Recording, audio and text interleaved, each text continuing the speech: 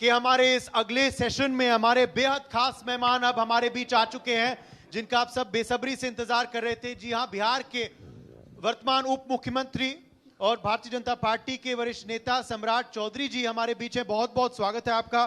Thank you for joining us India news मंच पर। हाँ जी, नमस्कार। धन्यवाद, आप लोगों ने बुलाया और आपके बीच में आकर बिहार की बात रख सकूं। अच्छा, आजकल क्योंकि चुनाव बेहद निकट हैं, ऐलान सूत्र बता रहे हैं शायद कुछ ही हफ्तों में हो सकता है, तो फिर जायज सी बात है कि विश्लेषक जो हैं वो अपना काम अभी से कर रहे हैं।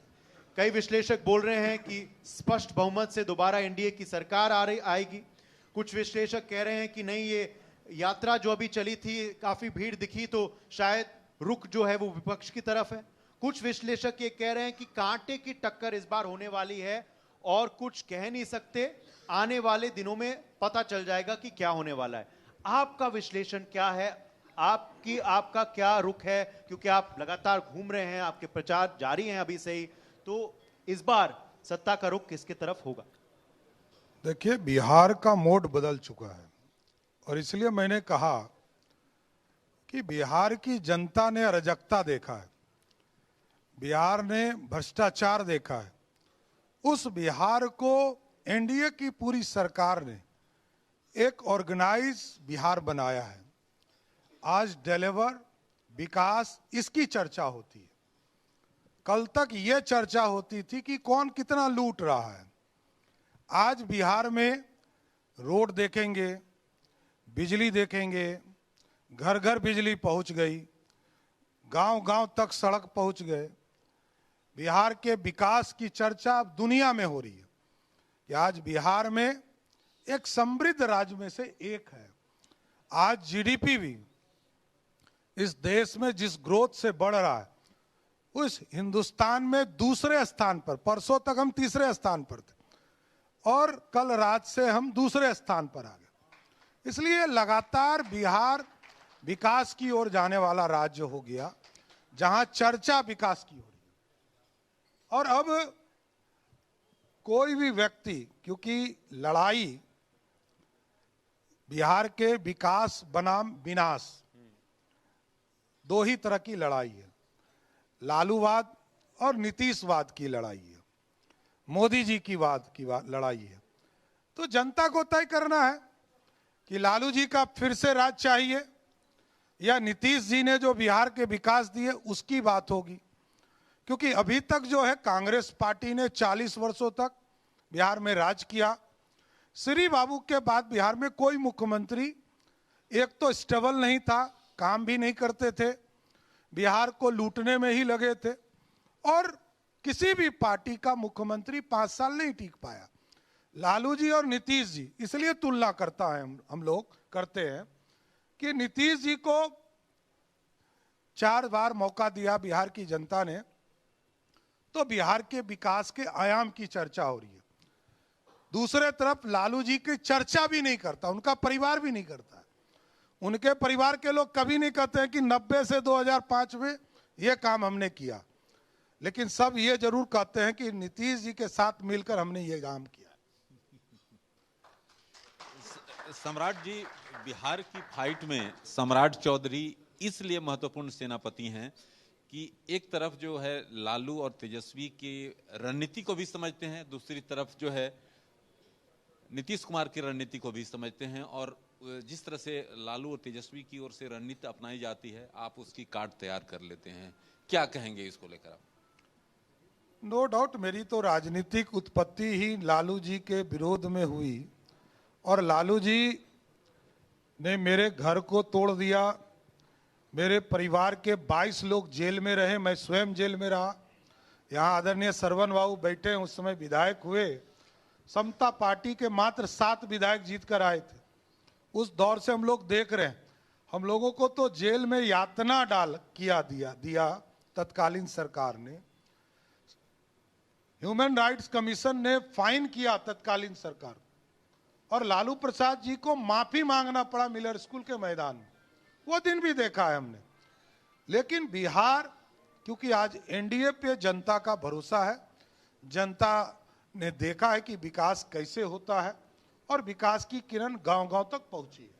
अच्छा सम्राट जी, वो कौन सा मोड़ या लम्हा था जब आपने ये तय कर लिया कि अपना करियर अब बनाना है तो राजनीति ही बनाना है और इसी में अपना सब कुछ दांव पर लगा देना है? देखिए, कहीं कभी सोचा भी नहीं था। मैं फिर बोल रहा हूं, मेरे पिताजी बड़े पॉलिटिशियन रहे, लेकिन इसके बावजूद वो स्वयं कहते थे कि ये अनसर्टन रास्ते हैं, इस रास्ते पर कोई गारंटी नहीं है। कौन जनता तय करती है, क्योंकि इस देश में जनता ही मालिक है, कोई व्यक्ति मालिक नहीं हो सकता। हमारी कोई पार्टी नहीं है, मेरे पिताजी कोई मुख्यमंत्री नहीं रहे, लेकिन वो कहते थे कि ये अनसर्टन रास्ते हैं। जब मैं जेल गया और 3 साल तक मैं केस लड़ता रहा, केस लड़ते लड़ते बिहार की राजनीति 96 का लोकसभा आया, 98 का लोकसभा आया। इस दौरान मैं पॉलिटिकल वर्कर बन गया और धीरे धीरे बिहार की राजनीति में काम करने लगा और समय आया बिहार की राजनीति में विधायक मंत्री के तौर पर काम करने का मौका मिला। जनता ने भी आशीर्वाद दिया। इसलिए यह स्पष्ट तौर पर मैं बताना चाहता हूं कि मेरा कोई ये नहीं था कि ये मेरा कैरियर होगा, लेकिन जिस दिन से राजनीति में आया हूं दूसरा कोई काम नहीं करता हूं, सिर्फ शुद्ध राजनीति करता हूं। यही मेरे लिए बिहार की सेवा करना है। लेकिन तेजस्वी यादव अभी कहकर गए कि जिस तरह से जो दोनों डिप्टी सीएम, आपका भी उन्होंने नाम लिया सम्राट, जिस तरह से ऐसे तत्वों को आप संरक्षण देते हैं, उन्होंने ये क्या कहा कि अपराधी जो हैं वो विजय और सम्राट हो गए हैं। देखिए, ये बोलने के लिए अब बेचारा उसकी पार्टी को लोग अपराधी मानता है, वो दूसरे को थोपना चाहते हैं, चिपकाना होता है। अपराध में कहीं संलिप्तता दिखनी चाहिए ना। मैं गारंटी देता हूं, लालू यादव जी सीएम हाउस में बैठकर बिहार में कहते थे, अरे बच्चा लोग किडनैपिंग कर लिया, इसको कुछ पैसा दे दीजिए। साबुद्दीन को संरक्षण किसने दिया? तो बिहार में जितने अपराधी हैं सबका संरक्षक लालू प्रसाद हुए। जितने को टिकट आप देख लीजिए, वो संरक्षण देकर अपराधी को एमएलए बनाना, सांसद बनाना, बूथ कैप्चरिंग, उनका जीतने का मशीन क्या था? Booth capturing. नीतीश जी ने उनको विरोधी दल का नेता बनाया, नीतीश जी ने मुख्यमंत्री बनवाया। जब वो नीतीश जी के नहीं हुए तो हम लोग के काहे होंगे लालू जी? देखिए, लालू जी बिहार में भ्रष्टाचार के प्रतीक हैं, अपराधी के प्रतीक है। और एक एग्जाम्पल तो दे, मुहावरा सिर्फ बोलने से थोड़े चले। लेकिन सम्राट जी, कोई ऐसा वाकया जो कि अभी तक ये मीडिया में नहीं आया हो, आप क्योंकि लालू प्रसाद यादव परिवार के भी काफी करीब रहे थे, आप कोई जानकारी शेयर करना चाहेंगे ITV नेटवर्क के दर्शकों के साथ? ऐसा वाकया जो कि आप गंभीर आरोप लगा। मैं तो कह ही रहा हूं कि कोई सिस्टम ही नहीं था। साबुद्दीन के खिलाफ पूरी तरह बिहार पुलिस काम कर रही थी। किसने रोका? पुलिस को किसने रोका? तस्लीमुद्दीन साहब के खिलाफ कार्रवाई हो रही थी, किसने रोका? पप्पू यादव के खिलाफ कार्रवाई हो रही थी, किसने रोका? राजवल्लभ को किसने संरक्षण दिया? बिहार में अराजकता की स्थिति 2005 में थी, तो किसका राज था? बूथ कैप्चरिंग से। ये पूरा उदाहरण बिहार जानता है। आज बिहार में जितने अपराध हुए सबके संरक्षण मुख्यमंत्री स्वयं देते। नीतीश जी के राज में क्यों नहीं संरक्षण मिल रहा?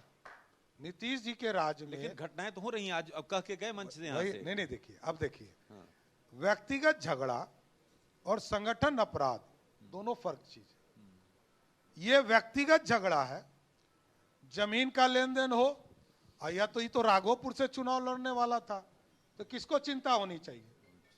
चिंता किसको होनी चाहिए? राघोपुर का विधायक कौन है? अरे उसको ना चिंता होनी चाहिए।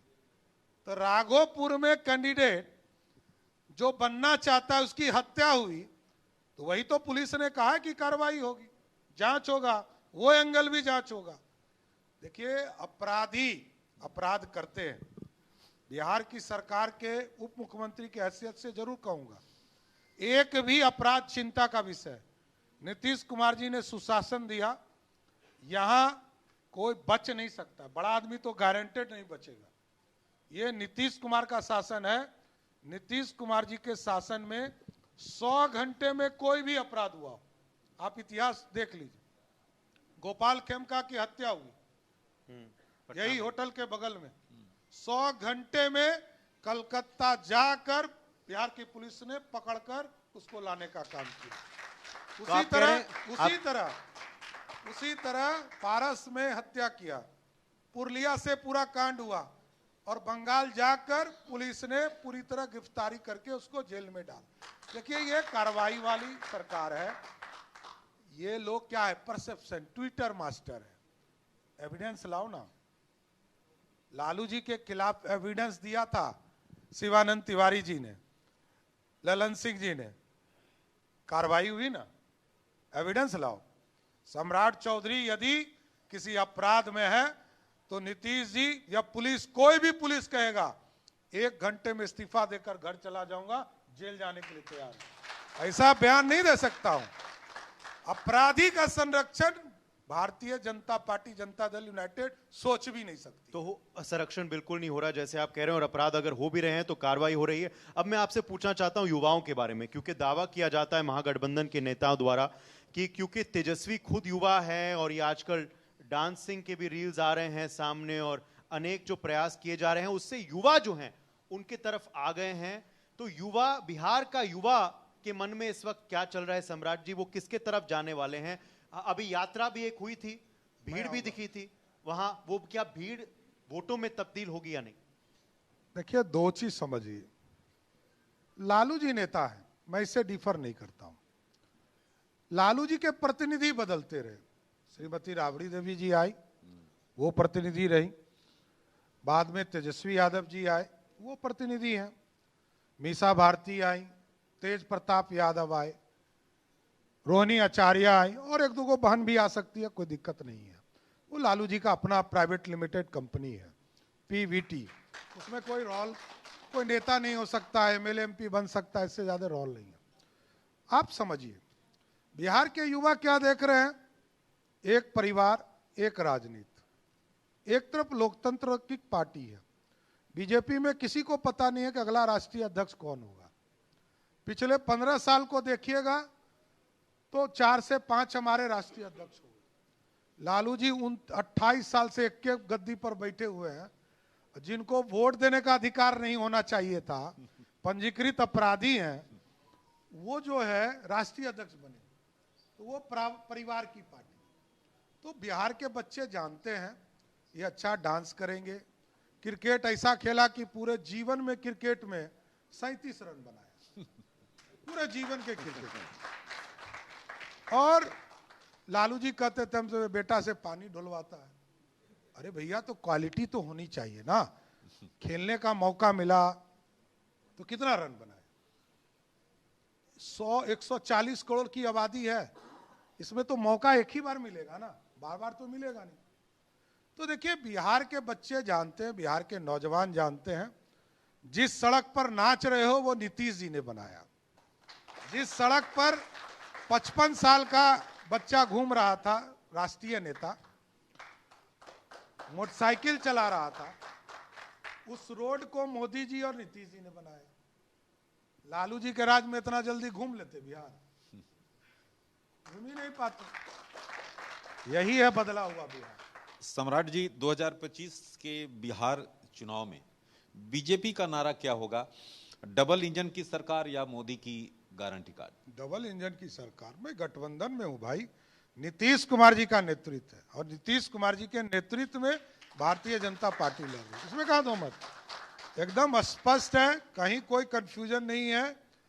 पहले भी ये 1996 से समता पार्टी और जदयू का, भारतीय जनता पार्टी का गठबंधन, और लगातार नीतीश जी के साथ बिहार के विकास के लिए, नीतीश जी अलग पार्टी के नेता है, भारतीय जनता पार्टी का गठबंधन है, हम सहयोगी दल है। नीतीश जी के नेतृत्व में बिहार डबल इंजन की सरकार बनाए, ये जनता से आग्रह करने जाएंगे। अगले 5 साल में आप कह रहे हैं एनडीए की सरकार दोबारा होगी, पुनः होगी, आप अपने आप को अगले 5 साल में कहां देखते हैं? मैं तो एक राजनीतिक कार्यकर्ता हूं। मैं तो बहुत चीजें पार्टी ने दिया है, पार्टी ने दायित्व लगातार बदला है। मैं भाजपा का एक साधारण सा कार्यकर्ता हूं, इतना ही मेरे को पता है, इससे ज्यादा नहीं पता है। क्या मुख्यमंत्री बनने का भी सपना है सम्राट चौधरी को? देखिए, उतना बड़ा सपना सोचता भी नहीं हूं, लेकिन जिस पद पर हूं दायित्व निभाता हूं। अध्यक्ष था, अध्यक्ष का काम किया, संगठन को मजबूत किया। नेता विरोधी दल था, सरकार के बातों को उजागर करता था। आज उप मुख्यमंत्री हूं। नीतीश जी और मोदी जी ने विश्वास किया, देश में जीएसटी का इतना बड़ा काम दिया, जीएसटी के स्लैब को चेंज करने का मौका मिला, राष्ट्रीय स्तर पर हमको इतना बड़ा काम दिया कि आप सोच नहीं सकते हैं कि देश का स्लैब बदलना और बिहार या देश में रोटी, कपड़ा, मकान और किसान, इसकी चिंता करने का काम उस आयोग का चेयरमैन होकर रिपोर्ट दिया और मोदी जी की सरकार ने उसको इंप्लीमेंट किया। इसलिए यही मेरे लिए बहुत गौरव की बात है। मैं भाजपा का एक साधारण कार्यकर्ता सफिशिएंट हूं। सम्राट जी, बीजेपी के लिए सबसे बड़ा चैलेंज क्या है? क्या एंटी इनकम्बेंसी का डर है या फिर यकीन है फिर चलेगी मोदी की लहर? मोदी और नीतीश की लहर, फिर मैं शब्द को ठीक कर रहा हूं, यहां मोदी और नीतीश की लहर है। यहां मोदी जी का मार्गदर्शन, नीतीश कुमार का नेतृत्व, फिर से 2010 में जो 206 सीटें जीता था उससे अधिक सीटें जीतने का संकल्प के साथ जाओ। सम्राट जी कितना मानते हैं, कितने सीट जीतेगी? मैंने कहा कि 206 सीटें हमने जीता था 2010 के चुनाव में। जो जनता का भरोसा है, जनता का सारा विंडो खुला है। आप देख लीजिए, पटना से बक्सर हम जाते थे 3 घंटा में, आज जाते हैं 1.25 घंटा में। पटना से जाते थे गया जी 4 घंटा में, हम पहुंचते हैं 1.25 घंटा में। पटना से बेगूसराय हम जाते थे 4 घंटा में, हम जाते हैं 1.5 घंटा में। तो ये बदला हुआ बिहार है। बदले हुए बिहार में बिहारी बिहार को आगे ले जाने का काम करेगा, इसलिए नीतीश कुमार और मोदी को ही चुनेगा। विपक्ष लगातार सवाल उठा रहा है, उठाते जाएगा मुख्यमंत्री जी के स्वास्थ्य के बारे में भी। अनेक वीडियोस वो वायरल करते हैं ऑनलाइन। तेजस्वी यादव भी जिक्र कर रहे थे कि मुख्यमंत्री जी जनगण मन का अपमान कर रहे हैं। खैर, स्वास्थ्य की वजह से मैं ज्यादा उस पर जाऊंगा नहीं, उन्होंने ये कह के छोड़ दिया। आप करीबी से मुख्यमंत्री के संग काम करते हैं, उनकी सरकार में उप मुख्यमंत्री हैं, क्या CM Nitish ji full and fit हैं? नीतीश जी सारे फैसले ले रहे हैं। हम और यहाँ सरवन जी बैठे हैं, दोनों हम लोग सरकार में मंत्री हैं। सारे फैसले 100% नीतीश कुमार लेते हैं और नीतीश कुमार जी के नेतृत्व में बिहार बढ़ रहा है।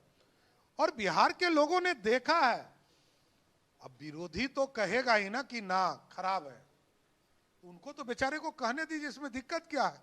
लेकिन बिहार की जनता जानती है कि नीतीश कुमार के नेतृत्व में बिहार सेफ है और बिहार समृद्ध हो रहा है। और चुनाव परिणाम के बाद भी नीतीश कुमार ही बने रहेंगे? क्योंकि हमने महाराष्ट्र में देखा आज कि भी एकनाथ शिंदे के संग आप गए थे, मगर उसके पश्चात कोई और बन गया। आज भी नीतीश है, कल भी नीतीश होंगे, परसों भी नीतीश होंगे।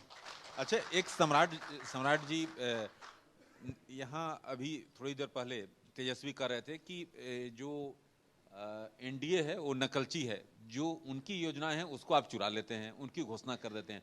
लेकिन उन्होंने कहा कि अभी उनके तर्कस में कई ऐसे तीर हैं जो कि एनडीए चारों खाने चीत हो जाएगा और उनको पता चल जाएगा कि उनके सामने क्या। देखिए, बच्चे के चक्कर में नहीं पड़ना है। वो बच्चा 2 चीज समझाता है, 3 चुनाव से हार रहा है। दूसरी बात आप समझिए, तेजस्वी यादव ने जब हमारी सरकार बनी एनडीए की तो कहा कि जो हम कहते हैं वो करते हैं। हमारे 17 एमएलए को तोड़ने का प्रयास किया, क्या हुआ? सरकार बचा ली, उनकी बची क्या? हमने बनाया। कहा कि एनडीए का जमानत जब्त होगा, हमने 78% बिहार की सीटें जीती। तेजस्वी यादव 2020 का चुनाव हारे, 2019 का चुनाव हारे, उसके पहले तो राबड़ी जी नेता थी, तो ये बेचारे थे नहीं। अब दूसरा पक्ष में आता हूं, ये कहते हैं कि हमारी बातों को चुरा लिया। तो नया आइडिया बताइए। बिजली 200 यूनिट कौन सरकार दे रही थी? दूसरी सरकार। ई नकलची करके आए थे। घोषणा नहीं है, घोषणा नहीं है भाई साहब। एक घोषणा पत्र राजद वाले दिखा दे, कांग्रेस वाला दिखा दे, घोषणा नहीं है। किसी मंच से उन्होंने कहा कि राजद के कार्यालय में आइए, 2500 रुपया महीना देंगे। यही है ना, सरकार नहीं ना थे। सरकार का दायित्व है कि पैसा देना, कानून बनाना। ये फॉर्म भरवा रहे कांग्रेस वाले, राजद वाले, और एक नया पार्टी आया है, कुकुर मुत्ते की तरह पार्टियां आती है, वो भी आया, वो भी फॉर्म भरवा रहा। आप सोचिए, फॉर्म भरवाने का अधिकार नहीं है, ये लोकतंत्र है। 30 तारीख तक इस प्रदेश में SIR का कार्यक्रम चल रहा है। उस दिन वोटर लिस्ट आएगा, उसके बाद इलेक्शन कमीशन तय करेगा कि चुनाव कब होगा। लेकिन 30 तारीख तक हमारी सरकार है, नीतीश कुमार की सरकार। नीतीश कुमार की सरकार कानून बनाती है, फॉर्म भरवाती है और पैसा देती है। आपको किसने अधिकार दिया? आप फॉर्जरी कर रहे हो। मैं तो बिहार की बहनों से आग्रह करूंगा आपके मन से कि जनवरी में यदि किसी ने घोषणा किया है तो राजद कार्यालय में आप जाइए, पिछला 9 महीने का 2500 रुपया लेकर आइए, तब उसको वोट दीजिएगा। ये मैं कहना चाहता हूं। या 10 नंबर जो लालू जी का घर है, राबड़ी जी का, उस घर पे जाइए, 2500 रुपया घोषणा किया है, फॉर्म भरवाया है, तो पैसा देगा ना भाई। सरकार तो है नहीं, सरकार तो चुनाव के बाद आती है। चुनाव के, इसका मतलब आप गलत कर रहे हो, लोगों को भ्रमित कर रहे हो। इसलिए लोगों की घोषणा नहीं है, पहला बात तो मैं जान, किसी मन से भाषण में कहा है, लेकिन घोषणा होता है घोषणा पत्र। अभी तो मैनिफेस्टो कमेटी का बैठ के चल रहा है, घोषणा पत्र दिखाए। घोषणा पत्र यदि राजद ने दिखाया तब मैं मान सकता हूं, घोषणा पत्र में है ही नहीं, तो ऐसे मन से कुछ बोल सकते हैं। लालू जी का पार्टी है, थोड़े तेजस्वी का पार्टी, वो लालू जी का ना पार्टी है। लालू जी घोषणा करेंगे मान लेंगे, वो लालू जी मालिक है। ये सब तो आएगा जाएगा, पहले राबड़ी जी थी, तेजस्वी आए, फिर मिसा आ जाएगी, कल कह देंगे कि भाई तेजस्वी चलो हटो, एगो को निकाला है ना, कहा कि इसको निकाल दिया, किसको दूसरा बेटा आ जाएगा। किसको निकाल दिया? तेज प्रताप। अरे एक बेटा को निकाल दिया, कहा कि निकलो, तो इसको भी कह देंगे कि निकलो, तो हम लोग क्या करेंगे भाई। बिहार की जनता लालू जी को नेता मानती है, इससे कहीं दो मत। उनके पास कुछ वोट है, लेकिन उतना ही वोट है जितना वो अच्छा से हारते हैं। आपने अभी एक नई पार्टी का जिक्र किया, ये नई पार्टी का इम्पैक्ट क्या रहेगा? क्योंकि कहीं ना कहीं नई पार्टियां जो हैं कभी कभार सीटें ना ले जाती हैं, मगर वोट जरूर काट देती हैं। किनका वोट काटेंगे और किसके कहने पर? पिछले 30 वर्षों से मैं बिहार की राजनीति को देख रहा हूं। कुकुर मुत्ते की तरह पार्टियां आती है और जाती है। अगला 20 साल कौन रहेगा ये जानना होगा ना। जिस पार्टी का राष्ट्रीय अध्यक्ष ही भाजपा या कांग्रेस से गए हो, उस पार्टी में ये तक नहीं मिला, वो कहता है नया विचारधारा देंगे। अरे नया विचारधारा तो भाजपा से गए हुए लोग दे रहे हैं ना, तो भाजपा की ही क्वालिटी वहां है या कांग्रेस से गए हुए लोग हैं। तो मेरा यह मानना है कि इस तरह की पार्टियां आती है जाती है, उससे कुछ नहीं होना है। बिहार एक तरह से पूरी तरह खड़ा है फिर से डबल इंजन की सरकार बनाने के लिए। अच्छा, एक आपके साथ मैं रैपिड फायर एक सेशन करता हूं। आपकी राजनीति में सबसे बड़ी प्रेरणा किससे मिलती है? मोदी जी से, अमित शाह से, या कोई और? देखिए, पहले प्रधानमंत्री आदरणीय नरेंद्र मोदी जी को देखा, मैं उप मुख्यमंत्री हूं, पार्टी का अध्यक्ष रहा हूं, कई बैठकें उनके साथ हमको करनी पड़ी। जितने चीजों को एक्सरसाइज करते हैं और एक एक चीजों को वर्क कराना चाहते हैं, प्रधानमंत्री होकर इतना समय देना, उसका रिव्यू करना, और प्रत्येक अंतिम बुधवार को सभी राज्यों के चीफ सेक्रेटरी को जोड़कर एक एक इशू को देखते हैं। और हम लोगों को जो लगता है कि भारत को श्रेष्ठ बनाने वाला व्यक्ति आ गया। आज यदि भारत श्रेष्ठ बन रहा है तो मोदी जी की कृपा है, मोदी जी का विजन है, मोदी जी आगे ले जाना चाहते हैं। बिहार का सबसे बड़ा मुद्दा विकास, विकास, विकास। नेताओं के लिए सोशल मीडिया प्लेटफॉर्म जो है अपनी बात रखने का जरिया या आक्रोश झेलने का खतरा क्या? देखिए, ये दोनों तरह की चीजें हैं। जनता से जुड़ने का भी है, आक्रोश उसके लिए चिंता है जिसने कोई काम नहीं किया हो। जनता के बीच में काम करेंगे और जनता को यह भी विजन रहना चाहिए कि यही काम करेगा, तब तो सोशल मीडिया पे आप ठीक हो, और नहीं तो लिमिटेड 25% वोट ठीक करने में रखना है तो करते रहिए।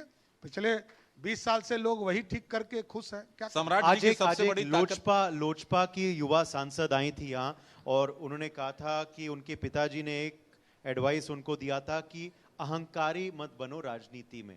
आपके नजरिए में बिहार में सबसे बड़े अहंकारी नेता कौन? देखिए, अहंकारी नेता तो मैंने कहा लालू जी हैं, जो बीमार चल रहे हैं, क्योंकि वो भी जेल से छूटने के लिए बीमार हैं। अब जो भी रहे हम उस पर नहीं कहेंगे, लेकिन मेरा ये मानना है कि नेता तो यहाँ 2-3 बड़े नेता हमारे यहाँ हैं। 2 नेता हमारे बीच से चले गए, सुशील जी और रामविलास पासवान जी। 2 बड़े नेता नीतीश जी और लालू जी हैं। दोनों की तुलना आप स्वयं समझ सकते हैं। नीतीश जी ने विकास किया, विजन दिया, बिहार को बढ़ाया, दूसरे ने अराजकता दिया।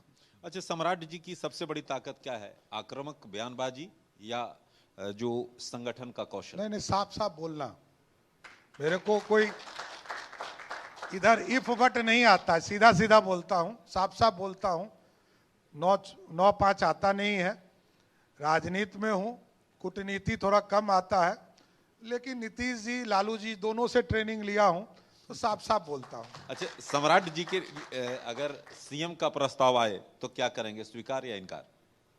देखिए, मैंने कहा सपना ही नहीं देखता हूं, पार्टी का एक साधारण सा कार्यकर्ता हूं। पार्टी ने जो दायित्व दिया यही काफी है। फुर्सत के पल आजकल तो मिल नहीं पा रहे होंगे आपको, और ना मिलेंगे नवंबर तक, मगर जब फुर्सत के पल मिलते हैं, सम्राट चौधरी को क्या पसंद है करना?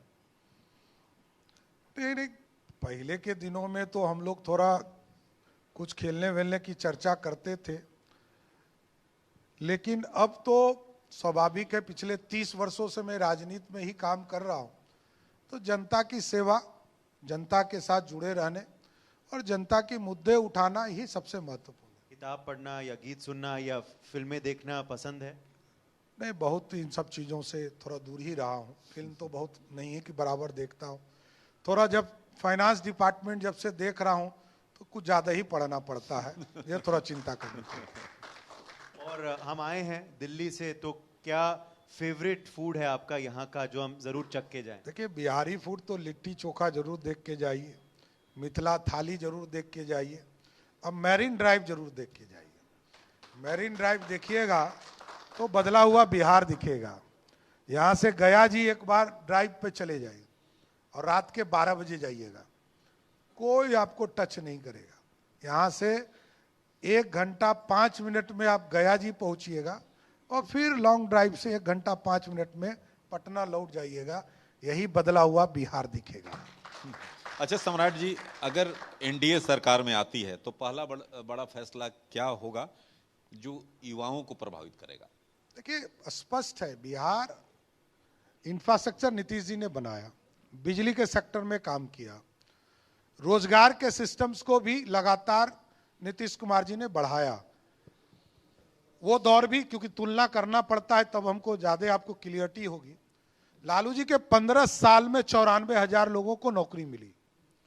नीतीश जी के 15 साल जो 2005 से 20 रहा, 7,40,000 लोगों को सरकारी नौकरी मिली। 2020 से लेकर 2025 तक 11.5 लाख लोगों को सरकारी नौकरी मिली और 39 लाख लोगों को रोजगार मिला। लेकिन अब उस बिहार को बनाना चाहते हैं नीतीश कुमार के नेतृत्व में, जिस बिहार में 1 करोड़ लोगों को सरकारी नौकरी और रोजगार मिले। और यह तब संभव होगा जब इंडस्ट्रियल कॉरिडोर को हम ठीक कर पाए। इसलिए कल जब पीयूष जी आए थे तो हम लोगों ने विशेष तौर पर आग्रह किया कि एक इंडस्ट्रियल कॉरिडोर हमको गया जी में मिला है।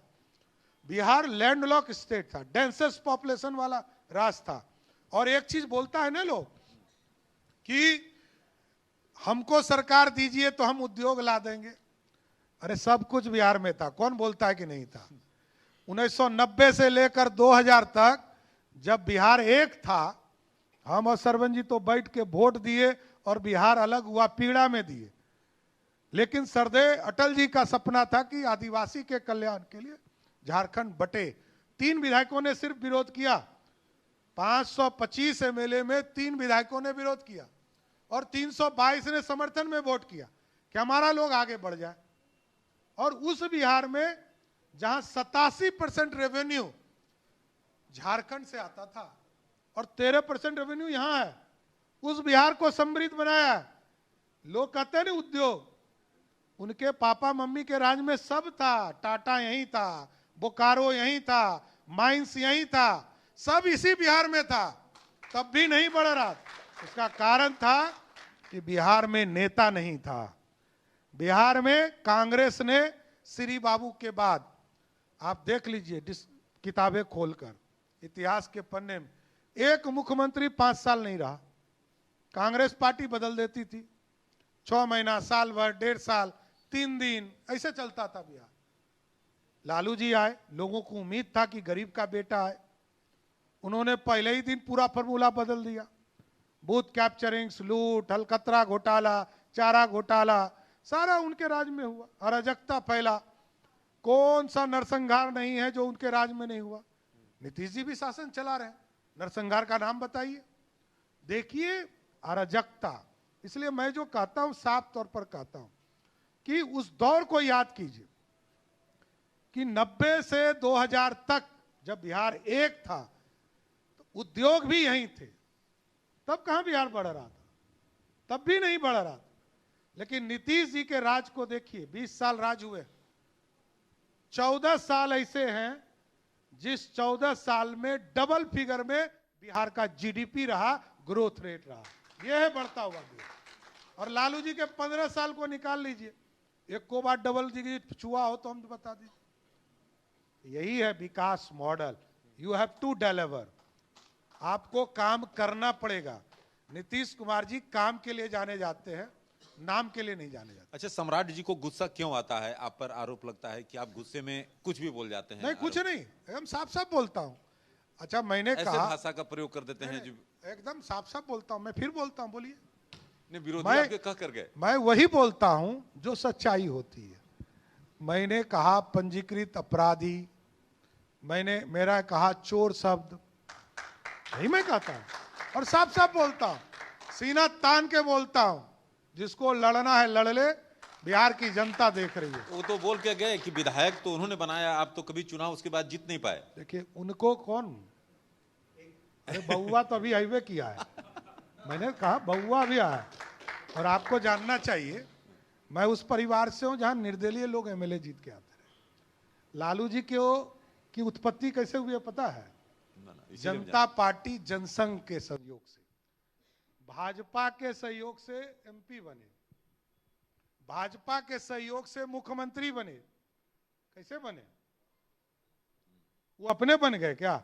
नीतीश जी ने मुख्यमंत्री बनवाया और भाजपा ने सहयोग किया, इसलिए बिहार के मुख्यमंत्री हुए।